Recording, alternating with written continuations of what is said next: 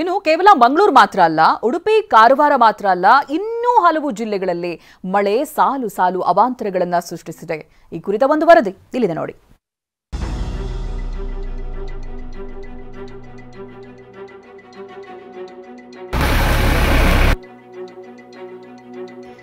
ಮರಗಳು ಬಲಿಮರಗಳಾಗಿ ಬದಲಾಗಿವೆ. ವಿದ್ಯುತ್ ಕಂಬಗಳು ಜನರ ಪ್ರಾಣಕ್ಕೆ ಕಂಟಕವಾಗ್ತಿವೆ. ಸುರಿಯುತ್ತಿರುವ ಮಳೆ ಗಾಳಿ ಜಿಲ್ಲೆ ಜಿಲ್ಲೆಗಳಲ್ಲೂ ಅನಾಹುತಗಳ ಸರಮಾಲೆಯನ್ನೇ ಸೃಷ್ಟಿಸಿವೆ.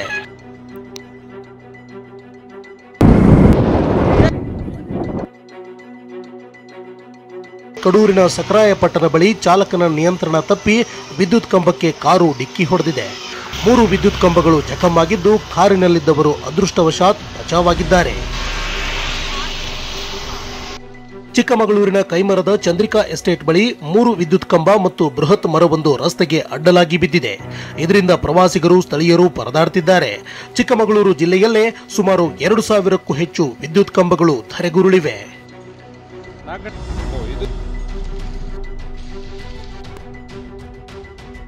ರೈತರ ಬದುಕು ನುಂಗಿದ ಬೆಣ್ಣೆಹಳ್ಳದ ಪ್ರವಾಹ.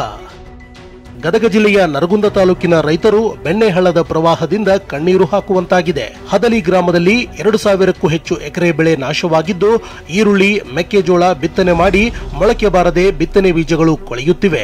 ಸೂಕ್ತ ಪರಿಹಾರ ನೀಡುವಂತೆ ರೈತರು ಆಗ್ರಹಿಸಿದ್ದಾರೆ. ರೋಡ್ ನಿಂತ ಸಭೆ ಇದು ಮಾಡಿದ್ರು, ವರದಿ ಕೊಡ್ರಿ ಅಂತಂದು ತಹಸೀಲ್ದಾರ್ಗೆ DC ಅವರಿಗೆ ಹೇಳಿ ಹೋದ್ರು.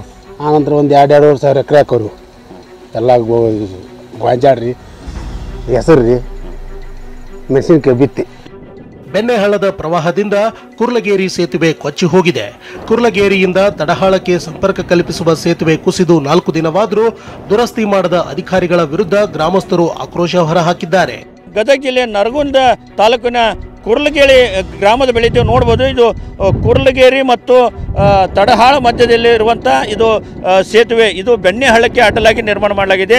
ಆದರೆ ಕಳೆದ 4-5 ದಿನಗಳಿಂದ ಏನು ಧಾರಾಕಾರ ಮಳೆ ಸುರಿತಾ ಇತ್ತು, ಅದರಲ್ಲಿ ಬೆಣ್ಣೆಹಳ್ಳ ಸಾಕಷ್ಟು ದೊಡ್ಡ ಪ್ರಮಾಣದಲ್ಲಿ ಅಪಾಯ ಮಟ್ಟ ಮೀರಿ ಹರಿತಾ ಇತ್ತು.